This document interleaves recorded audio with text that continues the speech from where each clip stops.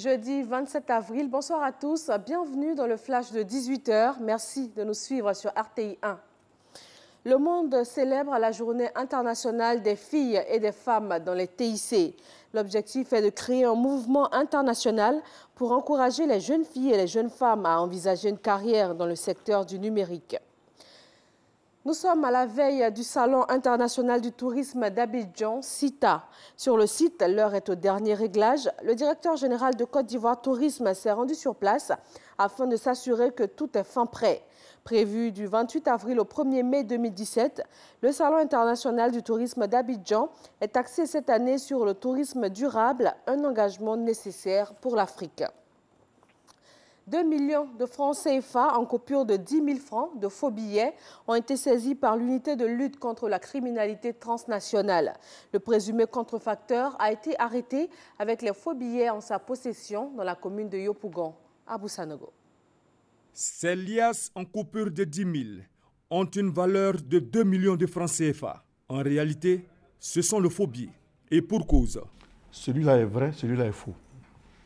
Le vrai billet, le dessin, ça passe sur le signe argenté là. Mais quand vous prenez le faux billet, vous voyez que ça ne passe pas dessus. Vous voyez, ça s'arrête là. Ensuite, logiquement, le billet, il fait du bruit quand vous le touchez. Le bon billet. Le bon billet. Et il est un peu lourd. Mais le faux billet,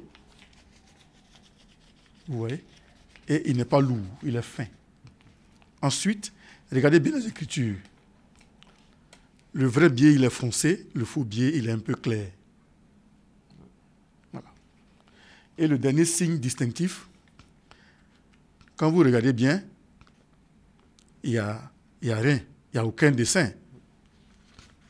Vous voyez. Mais le vrai billet, quand vous regardez dans la lumière, vous voyez ça. En filigrane, l'armoirie de la BCAO, et c'est écrit en 10 000 francs à l'intérieur. Regardez bien. Le faux billet, vous constatez qu'il y a le jaune. L'armoirie est dehors. Vous voyez, c'est un jaune clair. Et quand vous mettez la lumière, vous ne voyez pas ça à l'intérieur. Voilà. Ça, c'est le vrai billet parce que vous voyez le filigrane à l'intérieur.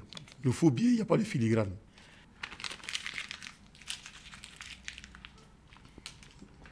Le vrai billet, vous ne pouvez pas le distinguer du faux billet parce que les deux, quand vous les pliez, c'est la même chose.